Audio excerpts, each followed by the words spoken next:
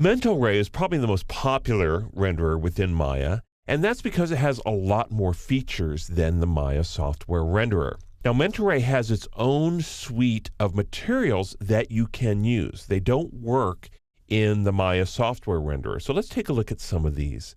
Let's give ourselves a surface to work with. I'm going to go ahead and just create a simple sphere and shade that and turn off my grid here. And let's go ahead and assign a new material. Now, when I assign a new material, you'll notice that we have Maya-specific materials, and we also have Mental Ray-specific materials. So these ones work with the Maya software renderer. A lot of these actually will work with Mental Ray, such as Anisotropic, Blinn, Phong, and so on. The Mental Ray ones will only work with Mental Ray. So let's take a look at some of these. Probably one of my favorites is what's called the DGS material. Now, what this does is it actually creates a very shiny surface. You can actually create almost like a glass-like effect. Let's go ahead and give this some color here. Let's go ahead and take a quick render of this. And when I do, you'll notice nothing shows up. That's because I've set my renderer to this Maya software renderer. This will only work if I use Mental Ray. So either I can change it here in the render view menu, or go to my render settings menu and make sure that I have render using Mental Ray. And once I do, you can hit render and you can see how this shows up. And you can see I have a very specific highlight or specularity on this. And this actually is really good for stuff like glass, that sort of thing, because when you go to this DGS material, you have some very nice index of refraction and transparency that give you highly realistic effects. I'm going to go ahead and keep this selected, and let's go to assign new material and go down to some other ones. Another really nice one is called metallic paint. And what this does is gives you a very, almost like a metal type of paint. So for example, if I were to do kind of like a gold type of color, you could actually have a base color and what's called a lit color. So it's almost like two different colors on this surface itself. So this can give you a very nice result here. Again, looks very kind of metallic-y, almost like a gold spray paint type of material.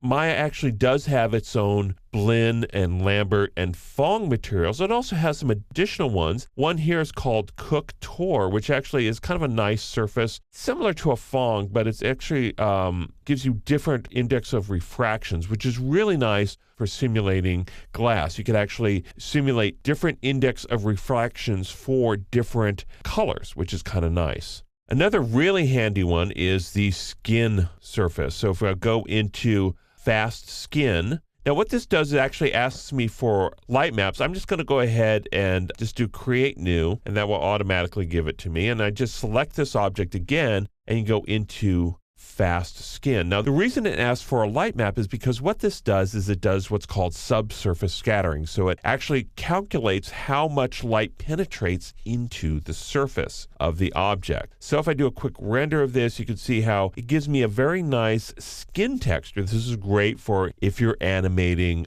characters and you need some skin that looks highly realistic, you can use this. This is also actually pretty good for stuff like marble, which has kind of that semi-luminescent material.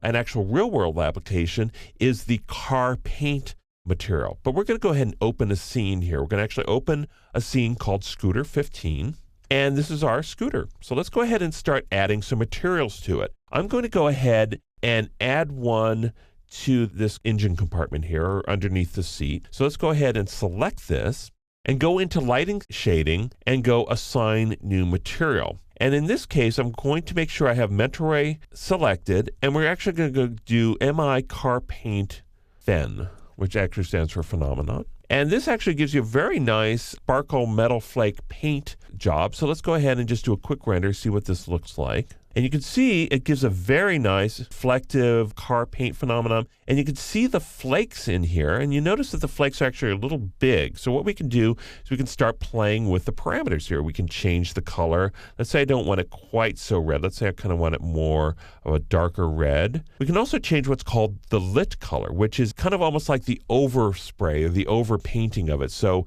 when you actually do a really good car paint job, you paint a base coat and then you paint kind of a semi-transparent coat over that. And that's what this is. So we can actually make that maybe even a little bit more orangey, maybe even a little bit more saturated if we want. We can also create bias so that one is more predominant over the other. We can also create what are called flakes. So if I wanted to, I can make my flakes a little bit more yellow. I can also create the size of my flake, which is called the flake scale. So let's say I wanted to make my flakes a little bit smaller. Let's go ahead and make them 0.05. And let's go ahead and take another quick render of this and see what this looks like.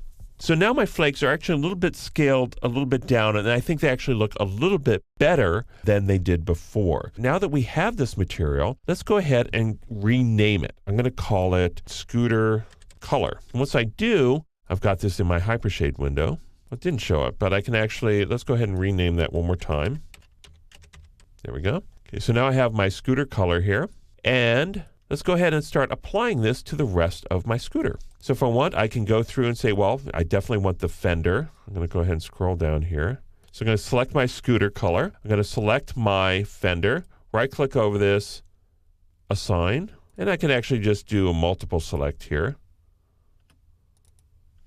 And I can assign those, and so on. So what you can do is you can actually work your way through the scooter and actually assign this material to every part of it. And this is really how we will start texturing this. Now, the one problem is with this handlebar, because what we've got here is we've got this handlebar as part of the hierarchy. So when I select this, I'm actually selecting the wheel and everything else. So what I need to do is actually go into my outliner, find that scooter group here, and find that handlebar, and actually deselect everything else. There we go. The handlebar shape is what I want, and then I'm going to assign my material to the shape, not the whole hierarchy. So there we go. So now I've got at least this color of the car paint on my scooter. As you can see, this is a really good start for shading my scooter.